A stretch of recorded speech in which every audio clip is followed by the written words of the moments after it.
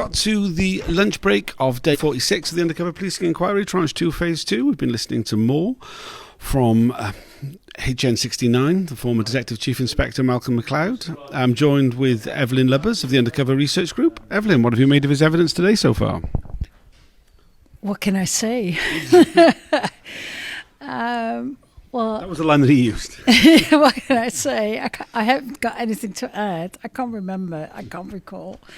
Basically, that were his answers to a long line of questions of Emma Garza, who, and the topic was the Debenham incendiary devices, who, well, you know, even from Lambert and other, Jeff Shepherd said that Lambert was part of the cell and he was there all the time. There's many sort of strange things of Lambert not having submitted any report in the weeks before the attacks, before the action, and then knowing within 2 or 3 days who were involved.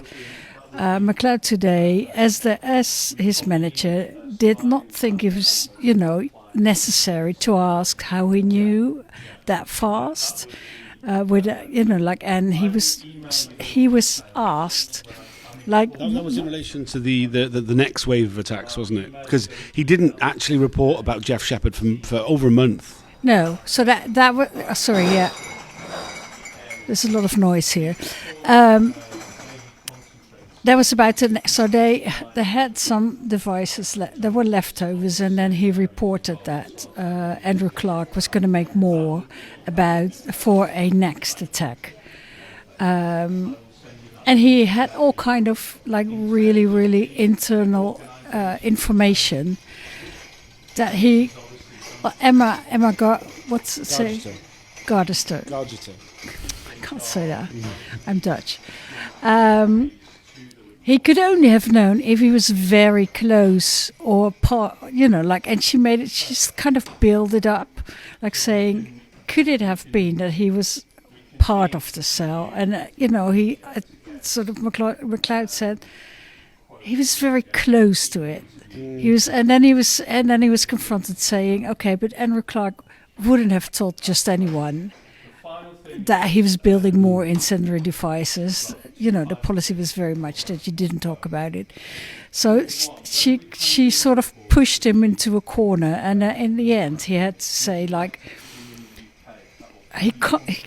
Lambert couldn't have known it if he wasn't part of the cell. And then he didn't say yes, but he also, he conceded that it was fairly likely that it was. I think Emma Gardner did a very good job layering those reports that came from Lambert in the weeks and months after the incendiary devices at Debenhams. When she got to the report of the 24th of August, which is about this secret meeting of four members of an active ALF cell, had a secret meeting that names 3 people in that report. It's names 2 people in that report: Jeff Shepherd and Andrew Clark. Malcolm doesn't name who the 4th person is. It's still not known who the 4th person is. That wouldn't have been Gravit by that point. It says that it's Malcolm MacLeod said, obviously one of the other 2 is Bob Lambert. Obviously, he would have to have been would have to have been him who gave this information, because there's only 4 people at the meeting and he's reporting on it, so he must have been one. He says he doesn't know who the 4th person was. He claimed not to have remembered seeing the report at the time.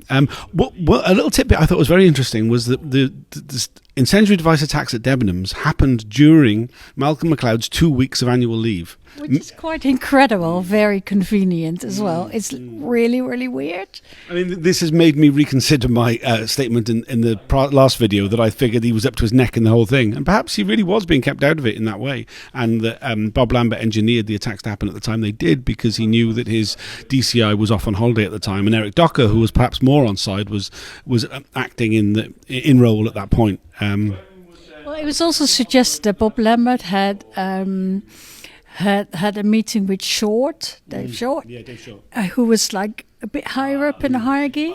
So maybe Lambert has bypassed the entire hierarchy, so nobody in the team knew anything about. Maybe that's true, and he just acted either on his own, or steered by the security service, or steered by whoever. We don't know, but it's a difficult one, isn't it? Because if we have to believe that the managers didn't know anything about it, and it was authorized somehow, or anyway, it must have been authorized somehow, or Lambert would have flown out. If he was, there's so many discrepancies and weird stories. We do remember the fact that there was CCTV surveillance from the Debenhams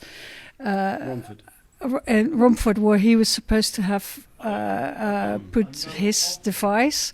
The CCTV tape disappeared. Well, it was taken by special branch officers and then destroyed without being. The record show was destroyed without being viewed. One thing I thought was really telling was when we were shown that security services minute, which recorded a meeting that had taken place between the security services and the chief of C Squad. To brief them and to give them a list of 4 names. This section of the day wasn't broadcast on YouTube because there's information in that document which is subject to restriction order. So I have to be very careful when I explain it. Yeah. But there's 4 names in it. Andrew Clark's the only one who is also in the long list of names, which the SDS had compiled. Which also neither of which includes Jeff Shepherd. Interestingly. Malcolm MacLeod said that he wasn't aware that Bob Lambert was relying on Jeff Shepherd. His evidence for giving the inquiry was that Jeff Shepherd was his source throughout. He didn't name Jeff Shepherd for over a month afterwards. But his reaction to seeing that note was, why were the security services being informed at all? And it's pointed out to him, it's in the report why they were being informed, and it's in like paragraph 3, which he read in very close detail. And you really, this sense of there being an internal turf war between the SDS and between special branch and the security services around, who has supremacy in the field when it comes to animal rights. Now, the justification that's in that minute refers to the anarchist influence on animal rights, and that the anarchist scene was being a primary field for security services, whereas supposedly animal rights was a primary field for the Special Demonstration Squad, or Special Branch in general. And they set up Arnie as a part of that. This Animal Rights National Index was the first time that police forces in Wales and England were sharing intelligence on anything, which is quite wild, really, when you think about it. You get this sense that that Malcolm MacLeod is not impressed by the level to which the security services were having access to his officers. Now,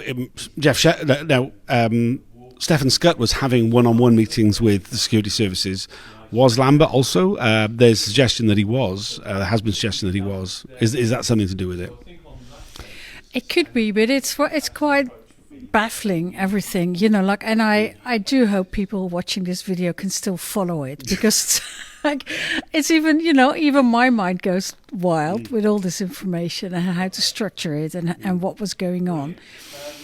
Well, that's, like I said, if we have to believe the managers, but the managers, it is so incredible that MacLeod would not have seen the reports, or not have noticed that there were 6 weeks without reports from Lambert, whom he said was very prolific in his reporting, and several a week, and then there would have been a gap of weeks around a very important time which involved incendiary devices. That is hard to believe. It's hard to believe that he didn't notice it.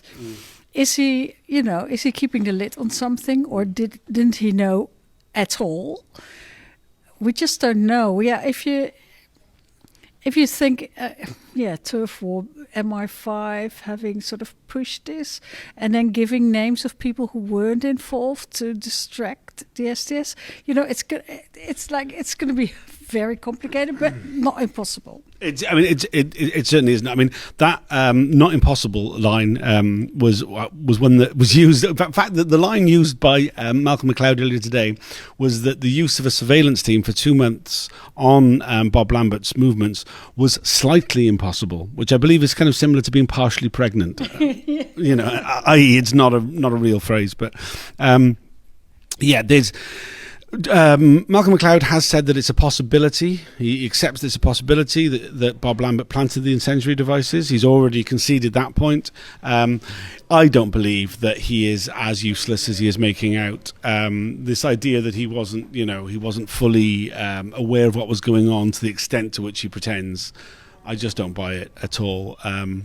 Who knows if maybe there is something. It seems very unlikely. It seems very unlikely that he's as useless as he makes out. That anybody could maintain a career in anywhere, let alone in Special Branch, by being that useless. Just doesn't seem credible to me. Yeah, just to repeat what we said yesterday. Like, okay, he was at C Squad, Alternative Desk. Like, he was already looking into these people. He knew most of them. From the reports. He was then promoted into the SDS, was there for only 10 months, was promoted again. For what? For actually doing nothing like he claims here. Well, yeah, what he actually did was presided over the capture of 2 ALF terrorists who had planted incendiary devices at Debenhams, an event that he's very sketchy knowledge of, but clearly had a big influence on his career. He also mentioned today that he'd run the surveillance teams for 3 years before he'd gone into the SDS, which is another little tidbit we found out. Is there anything else you want to add? No, there's quite a few things I need to look up because surveillance teams fell on the S Squad, and he was part of S Squad, and at a certain point SDS fell on the S Squad as well, but I don't have it I have the year in my mind now to see if that overlapped as well. So did he say he was in surveillance? Yeah, surveillance teams before. Yeah, we need to find out more about his career. We should really. Yeah, I mean, as you can tell, that we are always drowning in detail when it comes to finding out new bits of information from the inquiry and trying to match that up with other things that we already know, and so forth. So apologies if this one's got a bit confusing. Thanks for joining. There's another afternoon of hearings to go. This should be finished by 4:00 apparently today. There'll be another hearing at 4:00 about the closing statements and whether that'll be heard in oral or whether that'll just be written or not. We don't know yet. I'll report from all of it. Thanks for joining and see you in a bit.